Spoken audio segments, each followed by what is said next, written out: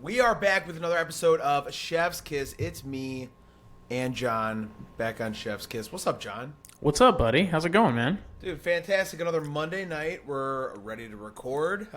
You ditched me last week, so I hopefully it was for good reason. What was going on last week? I know you had a special guest. I did, yeah. We had Gino on from Bet Openly. So He's awesome. He's very, he has his betting platform that's reduced juice and all that kind of stuff. So I've known him for a while now and have been pretty close to him. So we like to cross-pollinate every once in a while, send stuff to his audience, send stuff to our audience, cross-pollination. And that's how Nice, dude. I get it. Grow. Yeah, you know what I'm saying? Cross-promote, my man. Mm-hmm. No hat today. I think this might be the only pod you've ever done without a hat on. And I thought about it too, because and it's weird because I don't do many pods with hats on, so that's weird. I gotta stop saying I listen to this back all the time, and you say a lot. I cringe how much I say it. I probably say it a lot too. Anyway, I was walking earlier. I wore a hat all day long, and then I came back and I showered. And I'm like, I didn't put a hat on. I'm just, comfortable. And, yeah, so there's my bald-ass head. But I did buy 2 hats today.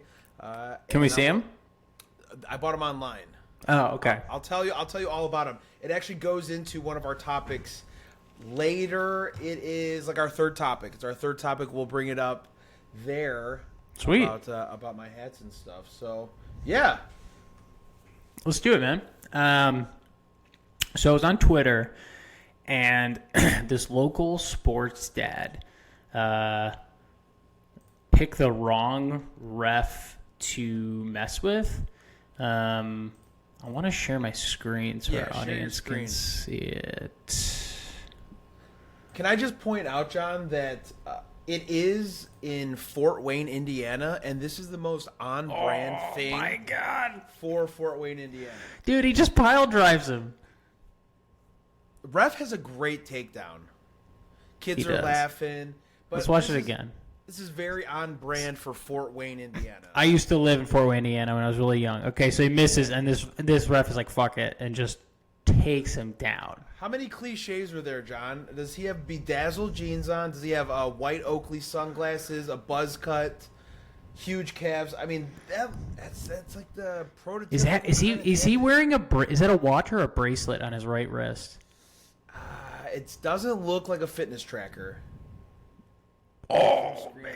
Yeah. Dude, not a wise choice.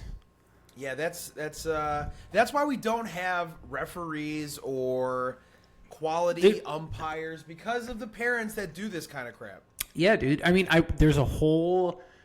Yeah, I don't know if you ever watch HBO Real Sports. Brian Gumbel's been hosting it for like 25 years, but there's a ton of youth sport referees that are like legit scared for their lives. Like they've had to run to their cars. Like you're hearing all these crazy stories. It's insane. Like how dangerous reffing youth sports has become.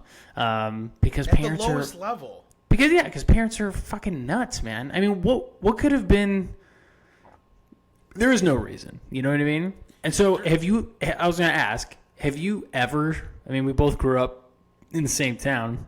I never saw anything like this before. Did you? I've never seen anyone get physical with an umpire.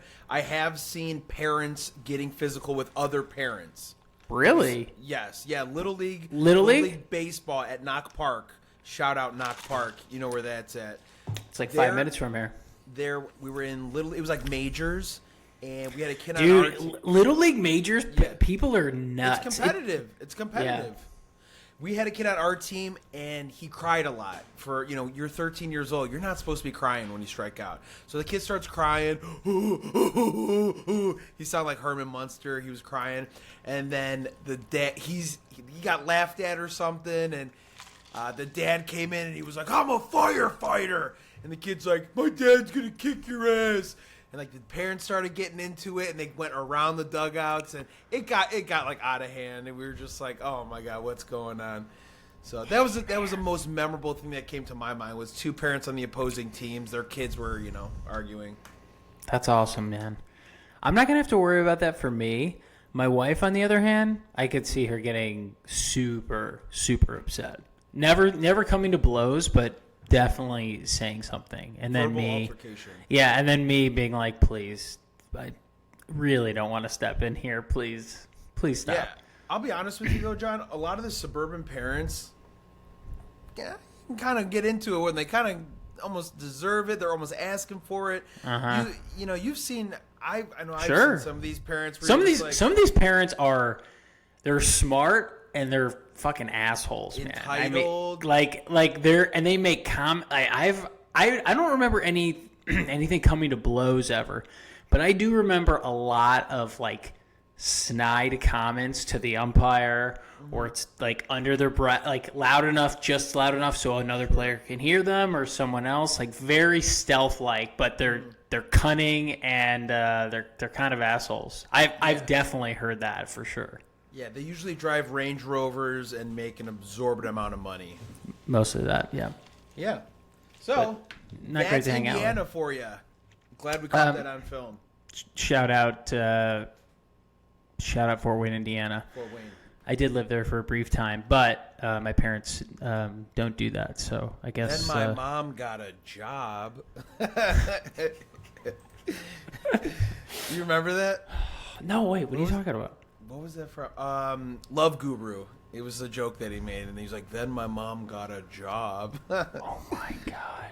Classic. What a reference! Mike Myers' lowest rated movie he's ever done in his life. Might be Justin Timberlake's best movie, though. My god! You could have quoted Austin Powers. You could have quoted Wayne's World, but you decided to go with his worst movie, The Love Guru. Love Guru, yeah. Nice job. Switching gears to the Cubbies. I'm getting a lot of 2014 Javy Baez vibes from Christopher Morel, who's just hitting absolute tanks. I think he has 8 home runs in 11 games, which is insane. Is he the next Javy Baez, or is he potentially better?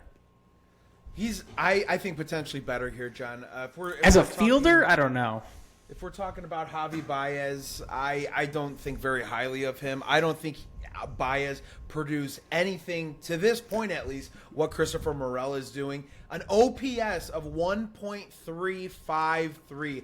Insane. That's off the charts. That's more than Aaron Judge. He doesn't qualify because he doesn't have enough at-bats. Slugging percentage of over 950. I mean, you see his numbers here. And he's only had 48 plate appearances this season. You saw from Dom on Twitter, and he's talking about he's only 24 years old. He could have 40 home runs in his first 162 games, which is insane. A 123 WRC plus. For everybody at home, a 100 is average, so he's 23% better. Yeah, I mean, this kid is special, especially right now when the Cubs have not a lot to be excited about. Bellinger on the IL. Cubs aren't playing very good baseball. Their bullpen is absolute garbage. This is one of the shining points in their lineup. He won me a lot of money the other day. I did a 2 parlay with Schwarber and hit a home run. He has like 7 home runs in his last 10 games. The guy can hit for power. He also, I'm looking at his Baseball Savant as well, and if you look at his he's rated 92 percentile in max exit velocity, as well as his barrel percentage. I'm looking at his barrel percentage here. He's a dude. He's a dude. Yeah, he's phenomenal. I mean, just definitely more power than Javy. I mean, I don't even think that's debatable. I've been incredibly impressed. Does Javy have the highest chase rate of any player in Major League Baseball history? We should hire an intern and have them look that up, because if he's not the highest, he has to be at least in the top 10. John, we talked about this. Remember last season when we picked our busts and stuff? I said Javy Baez bust, and he had a 45% chase rate last season. I know he's obviously improved this season as it went on, but career-wise that you're saying, got to be up there. Okay.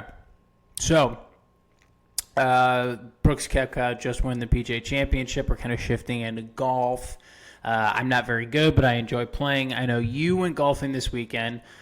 For the first time in over a decade. Easily, yes. So I want to talk about your experience. Yeah, I've obviously play a couple times every summer, but if you haven't played in over a decade, things have changed a lot since 2013. What was your experience like, and how many people did you offend? So my father-in-law joined a club here in South Jersey. When you say club, do you mean a country club? As opposed to what's another club? There's golf clubs memberships, and then there's like swanky country clubs. This wasn't. It's not like Caddyshack. Okay, White Eagle. Okay. This was it was a nice course, but the clientele, nobody's like snooty. It was very lax. Cool.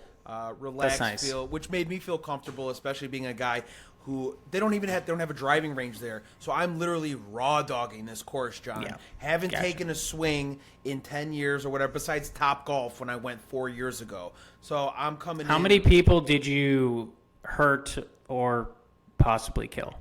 John, how about this? How many balls did I lose? One. I would say per hole, no way. You played 18 holes. You played No. 18 holes? No, 9 and you only lost one? That's pretty good. That is good. Like I said, I'm raw dogging the course here. I didn't warm up. I wasn't hit the driving range. I did a couple of putts, and then it was game time. I lost one ball, and that's because I hit it over into the water. So that I was, pretty worried that I'm going to be losing all these balls, and it's going to be embarrassing. But I played very well for the circumstances. Did you have clubs? Did you have to rent clubs, or just have them laying around? So I'm a lefty, and so is my So am father-in-law. I. So we shared clubs. I'm getting. He's my a lefty ship too? He is. Yes. Wow. He's Destiny. Yeah. So it was really good, John. And I never Was it just you two? It was a foursome. It was Two randos? No, my wife's uncle and his son as well. So Oh, I'm okay. very familiar with them. So it's four of us. Had a good time. I did it well, like I said, for the situation. And I don't, I want to make this like my entire personality now. This is where it came into it. I went and bought 2 hats today and a polo. Spent over, $150 on golf gear today. I went one time. I'm talking to my parents. I'm like, Mom, can you have my clubs shipped from Chicago here? I went on to shipmysticks.com. Yeah, Ship Sticks was pretty sweet. So I'm trying to figure out how to get my clubs here, and I can see why it's nice. We went outside. It was a beautiful day. We pushed the cards. You get some fresh air. You can see why people like especially when I go down to Florida. My parents have a place in Florida, and then I just see people there that they bought a place there for the sole reason to play golf every day, and you play a little bit, and you start to see, oh yeah, I could definitely do this. If I didn't have to work or money wasn't an issue, where I could just play every day because you're out in the sunshine and it's fun, it's challenging, but it's also really recreational and very social. So you could totally tell. It's also great to be good. It's nice to be good at every sport, but if you're good at golf, it's really enjoyable. You can drink. It's really, really fun if you're good at it. The thing too, John, is I played softball before I moved. I was on a softball team. I had a bunch of guys. I don't have that here. But everybody plays golf. Everybody plays. So you can go out with whoever. I got messages today. They're like, when are we going out? I'm like, sick, dude. I'm making new friends. Everyone wants to go play golf now. That's so funny. They're super into golf. That's what I'm doing here. I'm in a softball league. We're 3-3 right now, but I am playing pretty well. Of course, I did hurt my hamstring, the third play of the game, but I get it through. But it's so funny that it's not softball. It's golf. I would have never picked that as the friend, the communal friend thing. You know what the best thing too is the outfits. I went to. Well, you can do so much now.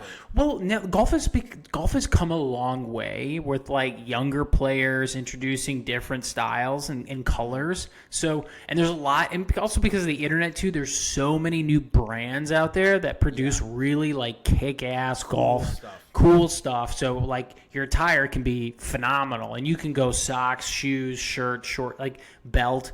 There's a whole different wardrobe I have buddies who are super into golf. They have they have certain closets that are just fucking golf, and it's awesome. It's super fun to like dress up, kind of. I do. No, you're right. I do love the attire. That's why I said mix and match hats, colors. Yeah, I bought a white hat, a black hat, a cool shirt. So I'm freaking pumped. But I was telling you, after sports, life after sports for most men, I say you fall into 3 categories, right? You fall into craft beer. You're either into IPAs, you're into smoking meats, or you're into golf. It's so funny because well, it's pretty accurate because I have a cousin who changed his personal Instagram to Chai Daddy Smoke, and he's smoking meats, and he's like trying to promote it. Shout out to Chai Daddy Smoke, Frank Williams. I think he has like 9 followers, but he's putting it out there. Sure. But dude, that's so funny. Yes, craft, and I have a buddy who's super into craft beer. He took his whole family from St. Louis up here. He has 3 daughters that are all under the age of like 6 or 7, and his wife. But like they came up here because he wanted to do this like craft beer thing, and that's like why they made the trip up. It was like they made a whole weekend out of it, which is crazy. But like he's super into craft beer. My buddy's super into smoked meats, and then there's a ton of people that are into golf, like for sure. Yeah. So I love craft beer, but I'm still on my sober kick. Haven't broke, so I've been sober for. How many days is this? I didn't even start counting. Good for you. It was probably like 3. Like I don't want to like even count. It's just like a part of my daily thing now. There you go. So, but yes, I do love IPAs. The smoked meats, John. Why would I want to take something and make it as long as possible? You know what I mean? Where it's like, hey, I have these delicious ribs. Let me wake up at 5 a.m. so I can eat them at 6 o'clock tonight. To me, that doesn't make sense. It's just not one of those things like, let's elongate a process that I want to eat food for. But that's exactly what you're describing with all 3 different facets: golf, craft beer, and smoked meats. It's all the art of killing time. You're like, how do I want to spend time? Like golf is also a tremendous time suck. It's 4.5 hours. And you're just fucking hitting a ball and driving a cart. Like the same thing could be said about smoking meats. The same thing could be said about craft beer. Same could be said about watching a 3-hour baseball game. You know what I mean? Like my wife had a pretty good, she kind of got me because she watches certain reality TV shows, and some are better than others. But there's one that is so fucking bad that I feel like it kills brain cells, and it's Big Brother. No, Big Brother on CBS. She's been watching it forever. It's so fucking dumb. I can't stand it. Like, I can't be in the room if it's on. And then I was just like, I feel bad now because I do shit on it a lot and make fun of it. And then it's so hardcore where she just, like, doesn't watch it. Like, I've made it so bad where she doesn't even put it on. And then she did say, she goes, I work a really strenuous job that I have to make a ton of decisions. I want to come home. I don't have to think about a thing. I want something mindless and something light and entertaining, which is why fucking AI is going to come for all of the TV writing jobs because that shit sells, which I'm really worried about. But she goes, it's the same thing for baseball. She goes, I don't enjoy a 3-hour baseball game, but you just like relax and enjoy it. And I was like, yeah, I guess it, it is there's definitely strategy involved, obviously, but I'm like, I get it, So, like, I still don't watch the show, but I definitely don't, really, like, rip into it. By the way, that jury duty show that you mentioned, I am hearing about it on every fucking podcast I'm listening. People are like, you gotta watch this. It's amazing. James Marsden's awesome. I've been really I've been busy. Alex is gone, so I'm solo dad right now. FYI, if you can see, here's the baby monitor. Got that same one. Responsible dad. IO pick or something, right? Something that isn't Wi-Fi dependent, just in case, because we have to bring this to my parents' house, and they never can remember their fucking Wi-Fi password. Yep. But yeah, dude, everyone has been talking about that show. I've been watching, I've watched Marvelous Miss Maisel. Succession was fucking amazing. I know you don't watch that show, but it was amazing. There's one more episode last night. But I promise you, by next week, and I get it because it's part of Amazon, Freevee or whatever the hell it is. Yeah. I'm going to watch it. How many episodes are there? There's more than a couple. Also, I have a background in improv, so I can't believe I'm not watching it. 8? Okay. Yeah, John, seriously, it's...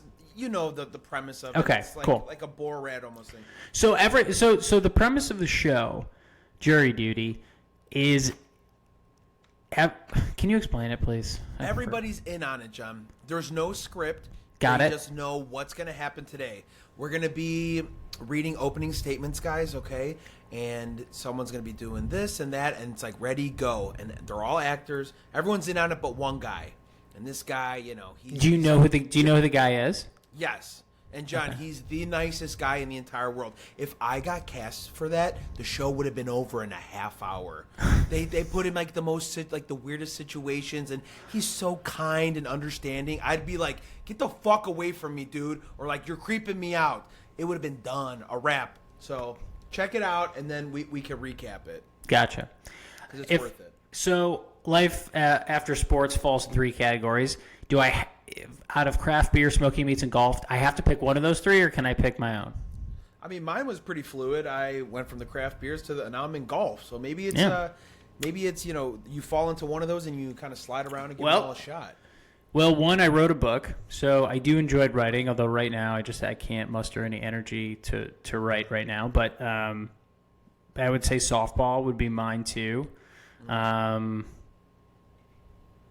Yeah, I think if I had to pick one, probably golf, but I just do not have the time to dedicate to golf. Also, I get really competitive, and golf takes up a ton of time. Like, if you want to get better at golf, you got to fucking practice a lot. You have to be out there all the time. And also, we live in a cold weather climate, so it's always not conducive. You know what I mean? Mm-hmm. So it's always going to be an issue, but probably golf. But softball right now, 3-3. We're gonna take 2 tomorrow night. I want to talk about Connect jerseys. So Orioles came out with a new Connect jersey. Wanted to get your take on it, yay or nay. I'm going to share my screen for the not listeners, the viewers. John, if you guys know, hey, Baltimore, we picked you guys. You're going to be in the next round for City Connect jerseys. The B on the hat obviously stands for boring because it doesn't stand for Baltimore. Also, there's no orange reflected at all anywhere. There's no reference of a bird. I thought you'd go the bird route, right? You have an Oriole, you have a cool logo, you can do something cool with it. I like the little, it looks like the autism puzzle piece with the colorful, you know how the autism puzzle piece has like the colorful frills like that. That's what it reminds me of, but they did it just on like the rim of the jersey. This is just so lazy, and I've seen so many of these City Connect jerseys that are lazy. Even the Cubs one, it just says Wrigleyville. I have it. It's lazy. It's boring. You want to have the City Connect jersey? What is the Cubs City Connect jerseys are pretty popular. That hat with the C and the star. I like the hat. That hat is awesome. I've seen that everywhere. That's probably, I have no data to back this up, but I would say out of all the City Connect hats, that is hands down one of the most popular hats. I've seen it in a lot of different places. I love that hat. Yes. But look at this jersey, John. I mean, what do you see here that's special? If you are an Orioles fan, are you running out to get this? No, I'm getting a lot of like WBC Great Britain gray jersey vibes, like boring as shit. Right. It doesn't make any sense. Like, City Connect, like, what's the rationale? I want to hear the brand team who came up with this design and the people who approved it. Like, what's the concept? Why did they choose these colors? What is it for? Like, sort of gay pride, like, I guess, a little bit, but it's not exactly the colors. Like, what's the rationale? It doesn't make it makes zero sense. It's just the city name and then a little bit of color on the sleeves. The hat is boring. A white B in some kind of cursive font. Well, the jersey's boring. The jersey's super boring. Yes. Yeah. And I don't want to be, because I'm enough of the, you say the old man, grumpy, get off my lawn, and I totally get that. But, like, none of these aren't impressive. The Reds, I thought the Reds were pretty good.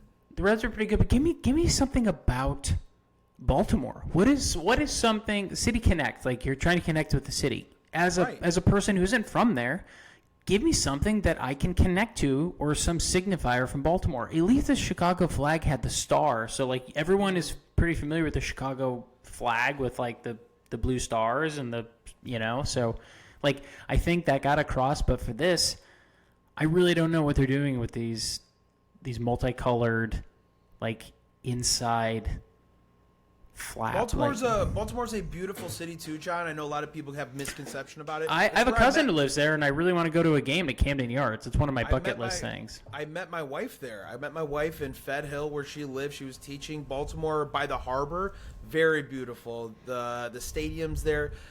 Camden, obviously historic. The Ravens Stadium was really cool. I've been to both of them. Yeah. They have a very popular beer there. I forgot what it's called. It's got a guy with a monocle. They could have incorporated that.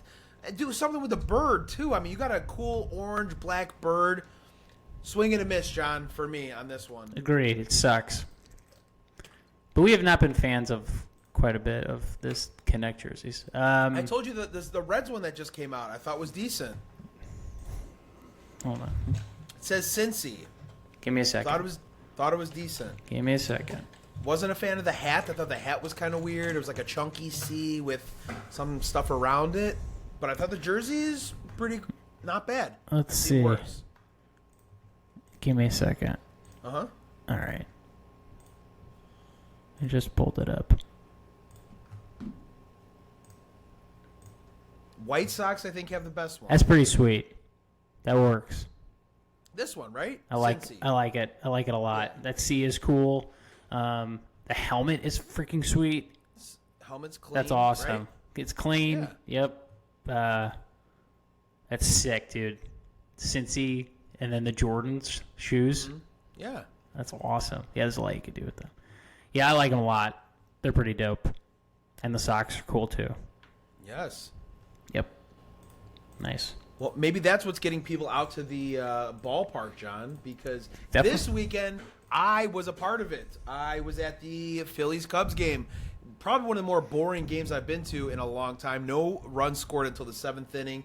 But this weekend, MLB had an attendance of 1.5 million people attending baseball games around baseball. This was the best weekend in attendance in months of April and May since 2017, John.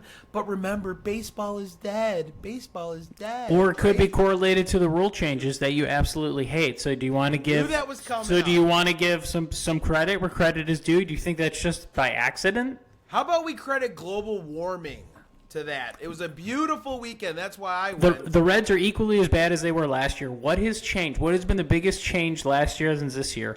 Okay, one thing, there was no lockout, so that spring training happened on time. I'm sure that was nice. But the other biggest reason is games are shorter, and they're a lot faster. And they are flying by. And people are enjoying them, except for old man, get off my lawn, you. You know what, John?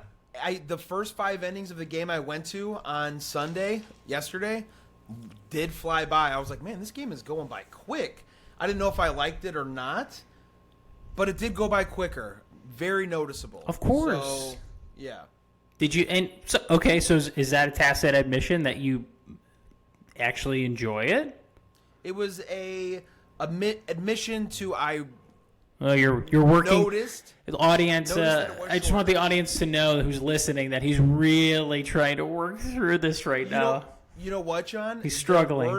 There were no strikes or balls admitted to either team, so I was okay with that because we've talked about it before. I don't like when you were handing out balls and strikes to other teams, but it moved by quick.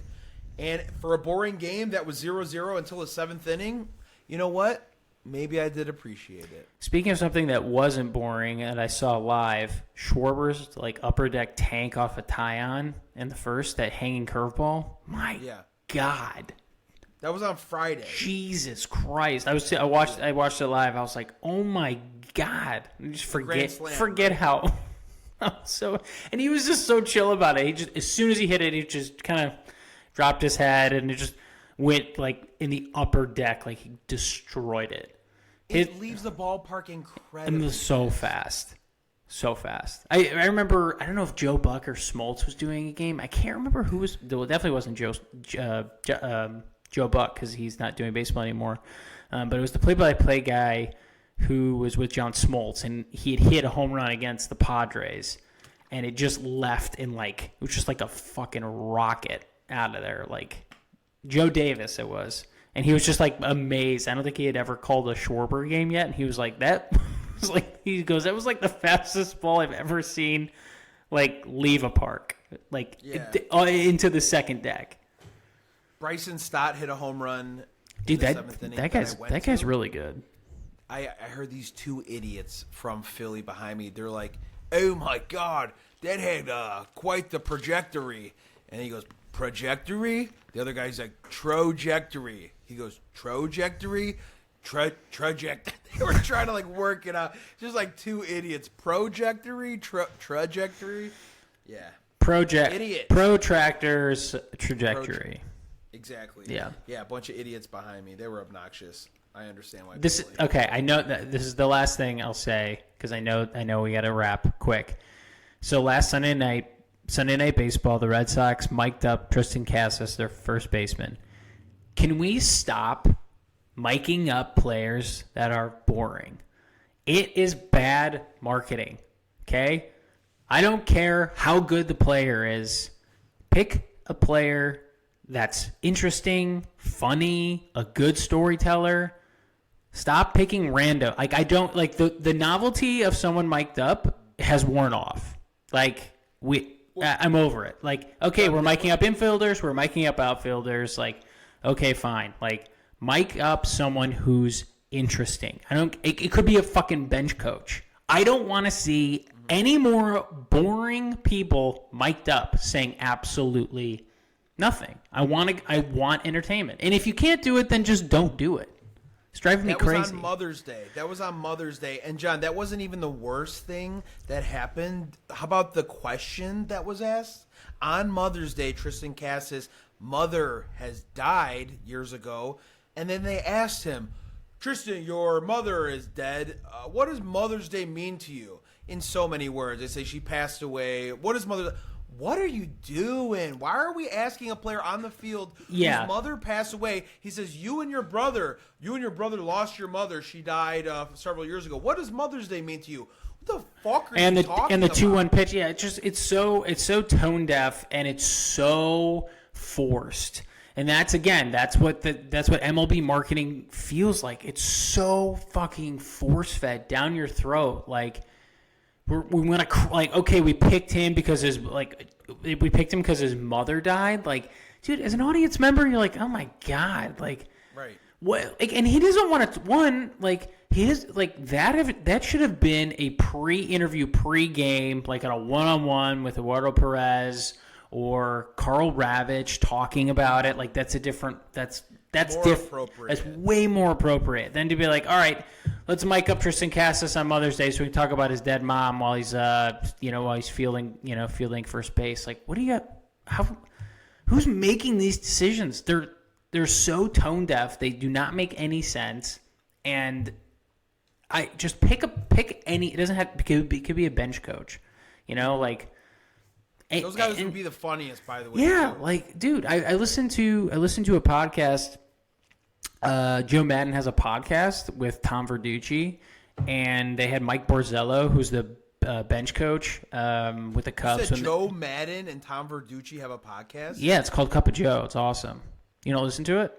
Oh, yeah. I have no idea about that. Oh, dude, it's great. It's great. It's really good. You should check it out. Verducci just kind of like sets the tone, the agenda, and then Joe just gives his analysis and his experience, and he makes it really easy on Joe. Tom is really smart, runs the whole thing, and he's like a walking baseball historian, so he knows, he can relate it to like a lot of historical references. It's just it works really well, and they have guests on, and they had Mike Borzello come on, who was the bench coach.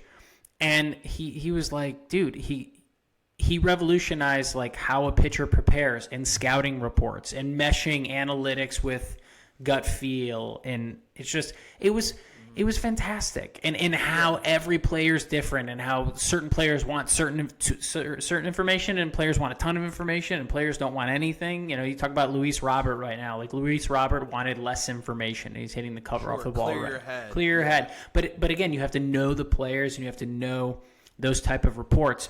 So Borzello just talking about how they would break down scouting reports and scout the other team and then prep the pitchers. And it was fascinating. Like, that's the stuff I want to hear about. So if it's not a player, and it doesn't have to be a good player, again, you don't have to market stars for entertainment. You want to market interesting. So find players that are interesting. Rizzo was mic'd up in that spring training game. Like, he's great. He's got a great personality. Yeah. He's fun. He's a good story. He can do it with such ease. He's a good storyteller. You could probably never do it with a pitcher. That'd probably be way too hard. But find a good position player who's doesn't have to be funny, just like a good storyteller. Someone who's got a couple of stories. Be like, hey, All-Star game. Yeah. They did the All-Star game with pitchers. Yeah, All-Star game with pitchers. But I'm saying if they're going to continue to do this mic'd up thing on Sunday night, like, pick someone who's interesting. And if it's not a player, pick a coach. Pick someone who has got a good story to tell. And do an audit. Like, be like, hey, like, you know, and if that I don't know, it just drives me nuts, dude. When I I can't take all these canned answers. I'm like, this is such a waste of fucking time. Like, just go back to the game. I don't want to hear that's it from you. That's ESPN for you, John, and that's why there was a huge backlash, real quick, from Pat McAfee, who is getting out of his deal with FanDuel and leaving his own show and coming to bring it to ESPN. And everybody knows he didn't. Well, I didn't know I was going to get such backlash because he was getting $140 million. Joe. What do you need? Yeah, it's about the money because ESPN has way more money. Like, how much more money do you need? $140 million he got. Well, you're also you're explaining the PGA Tour and LIV. Okay, why did Brooks Koepka? Why did Cam Smith? Why did Phil Mickelson leave the PGA Tour where they were making millions? Playing the same game. No, they're playing instead of 4 rounds, they're playing 3 rounds, and they get to wear shorts. Was in charge of his show. He was in charge of his show. You know, when he's bringing that to ESPN, it's not going to be the same show. We're going to push the agenda that they have at ESPN, that whole bullshit that we're complaining about. You said those canned answers and all that money. stuff.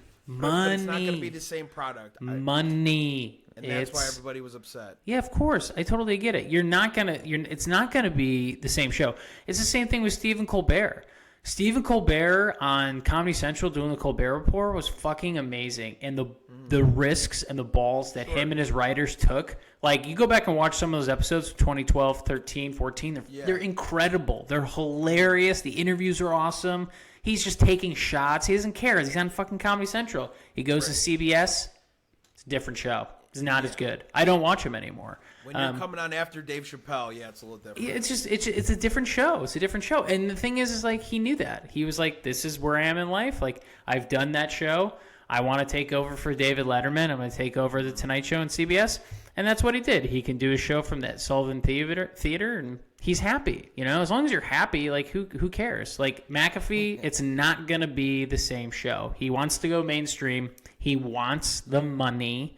And he's going to be on, he's going to be on Countdown. He'll be on College Game Day. He'll be able to do. He was on College Game Day before. I know. And they're going to put him. They're going to put him everywhere to try to get his audience over there. It's no different. He's an influencer, and that's how ESPN looks at it. He goes, "I'm gonna take this influencer. We're going to throw fucking money at him, and then bring his audience to us." That's it. ESPN has the money, and he took it. Because I also think, too, like, he built something, and he did exactly what he wanted, how he wanted to do it, and now he's like, it's time to cash in. Just like what Bill Simmons did with The Ringer. He's like, I sold it to Spotify I'm still going to be able to do what I want, but I sold it to Spotify for $100 million. I don't have to own it anymore. Someone else can own it. I don't mind having a boss, And the other thing too is he's had a boss before. Creative control. Dude, everybody has a boss, man. Like, he didn't, like, he started his own platform. He didn't have a boss, but, like, he's he has a boss now, but he's making way more money than he would have if he didn't go to ESPN. Yes, of course he had enough, but it's always money. Yeah, but I for me at least, there's a point. I make $140 million. How much do I need? 240? Is that going to make me any happier? I lose creative control. I can make my own hours, do what I want to. But I guess, yeah, that's sure. You can go ahead. How long's that contract for? It was like a... Is he locked in for a while? Or can he get out of it? I don't know the details. I know he broke the contract with his previous one with FanDuel. FanDuel, yeah. So there was some kind of opt-out in that as well. But interesting. That's the show there, John. Quality show. Don't be too sad about Pat McAfee. He'll be fine. No, yeah, I don't want to say sell out or anything, but yeah, it's just like the quality. No, he's not going to be able to do. No, it's different. And yeah, of course, when you take the money, there's. Oh, and how about this, John? Your boy, Aaron Rodgers, who comes on every Tuesday, do you think he's going to come on still? No. That dynamic is going to change, way. Right? No. Well, I don't think he goes. I don't think he goes on that. I don't think he goes on that show. Although he's kind of changed his tune a little bit since he's gone to the Jets. Practicing with guys in the offseason, not something he normally does. Ingratiating himself, being humble. He's certainly changed his tune. I do wonder if he comes on to ESPN. And I also wonder, too, if that's part of the deal. It's like, all right, Pat McAfee, we're going to lock Rodgers in. Yeah, well, we know how Rodgers is with contracts, right? Don't count on that. All right, John. That's another episode in the books for us. Coming in at 41 minutes. Right on time, dude. Perfect, dude. All right, guys, thanks for watching. We'll be back next week. We film every Monday night. They release on Tuesday when I wake up with my child and have time to upload it, so you can listen to it Tuesday mornings. Sound Peace. Good? Sounds good. All right, my man. Later, buddy.